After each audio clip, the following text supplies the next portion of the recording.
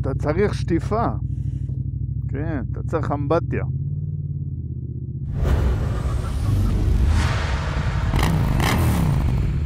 מה קורה חברים? מה המצב? עוד סרטון, מוטובלוג, לא משהו רציני. אנחנו נזרום עם השיחה תוך כדי. יש לי איזה כמה דברים שאני צריך לסדר בטרייסר. דברים בקטנה, מתיחת שרשרת. באחד הטיולים שעשיתי, לא צילמתי, כאילו ניסיתי לצלם את הסרטון הזה, אבל בסוף לא הסתדר לנו. רכבתי עם אשתי, הלכנו לעשות קמפינג כזה ביער נירית, במצפה נירית, ובדרך חזרה, אז יש שם חלק שהוא סלול, ופתאום הוא עובר לקורקר. עכשיו באתי מהר מדי בחלק הסלול, הגעתי לקורקר, נכנסתי כבר לקורקר יחסית מהר, בוא נגיד 30-40 קמ"ש, וזה ירידה, סבבה, וזה קורקר, ואז יש סיבוב. אז כן, לחצתי על הברקס הקדמי בזמן הלא נכון, היה שם כמה צ'אנקים גדולים כאלה של אבנים, ווופ, פשוט החלקנו הצידה.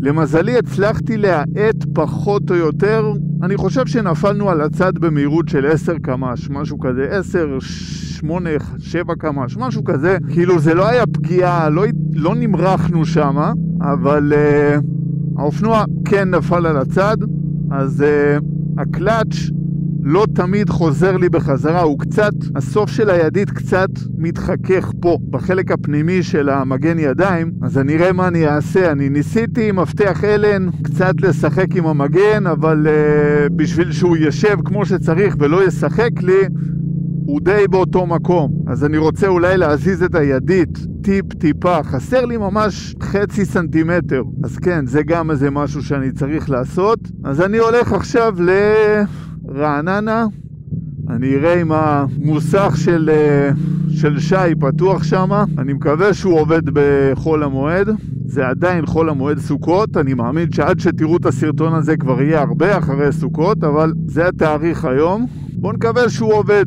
אם הוא לא עובד, אני אסע לעוד איזה מקום. יש לי כמה חברים שהם בעלי מוסכים פה באזור, אז אני אנסה למצוא איזה מקום עם קצת כלי עבודה. איזה יום יפה, יום מעונן, רוח טובה, יש עכשיו 22 מעלות בחוץ, לפי החיישן טמפרטורה של הטרייסר. וכן, פשוט יום יפה.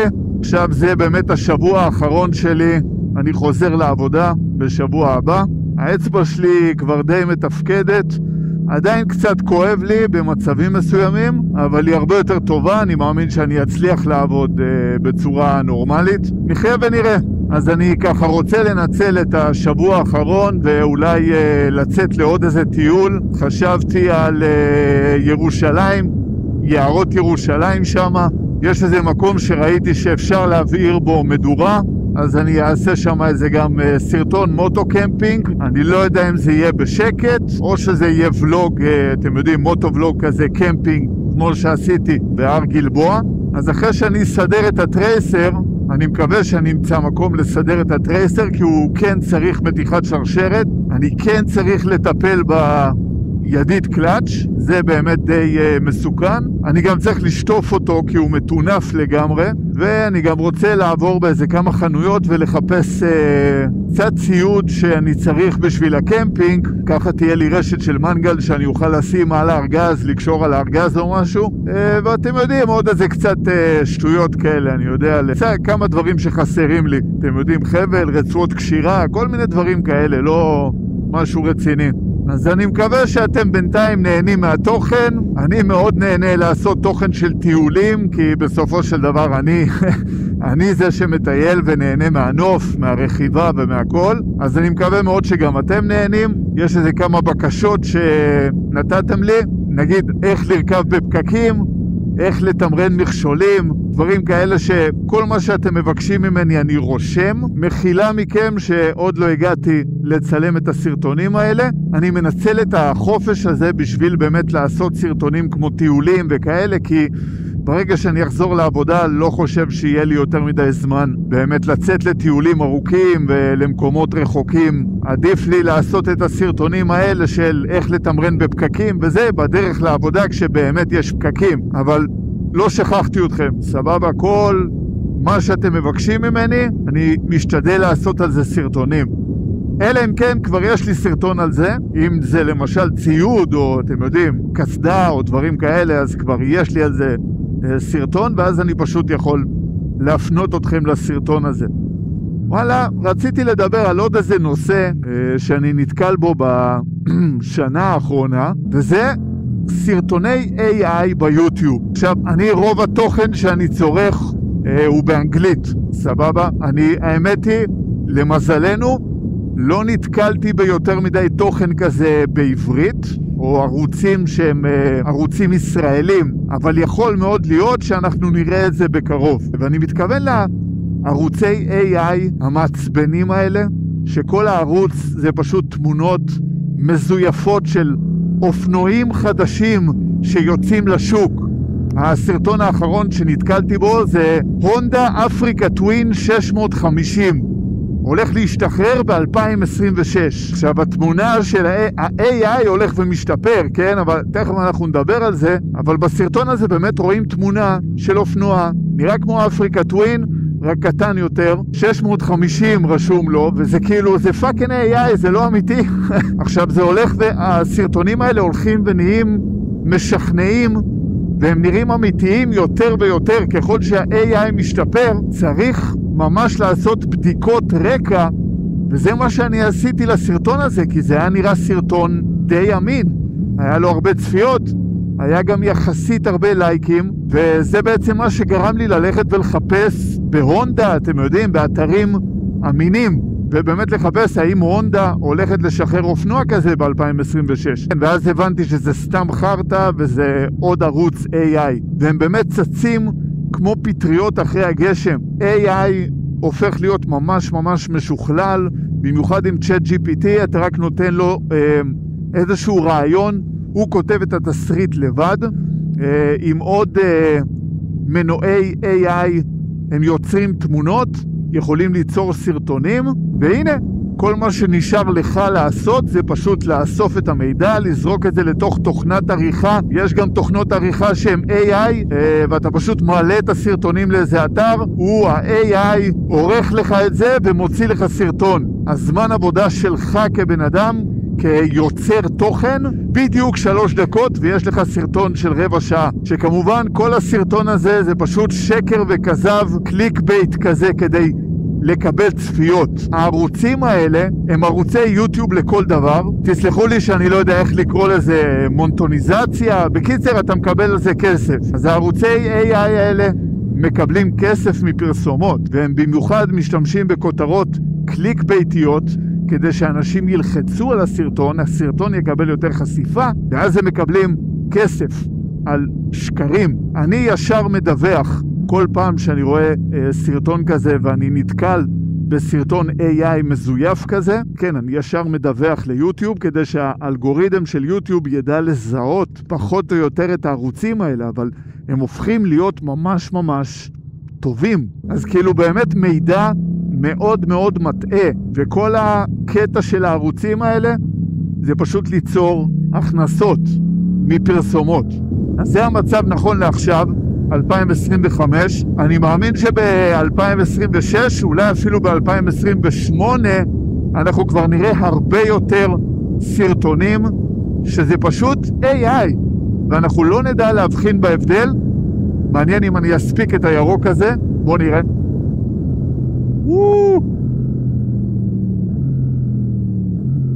יס.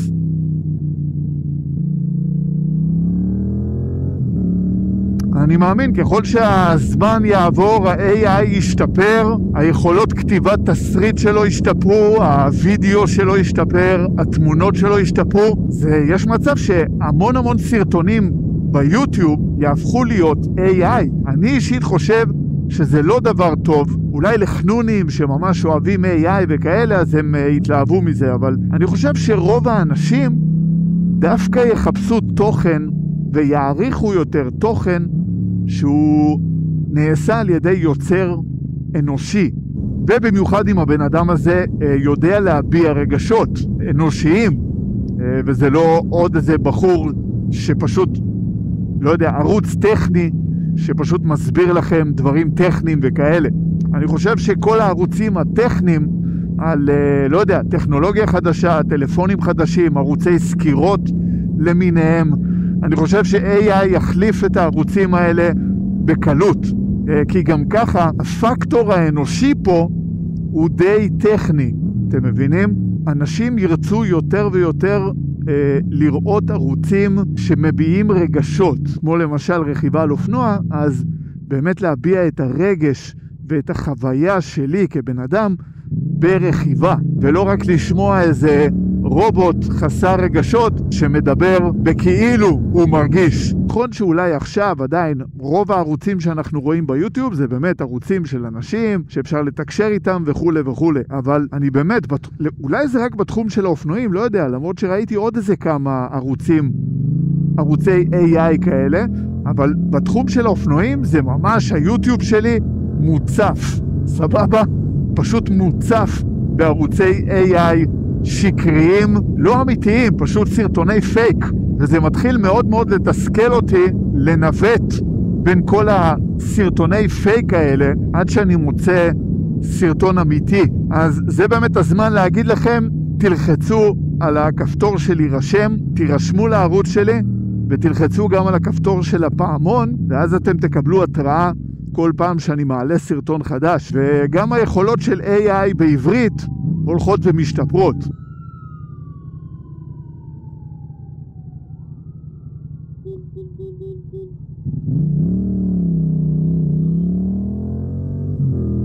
זה היה חבר טוב, אני רוצה לעשות איתו איזה טיול מתישהו.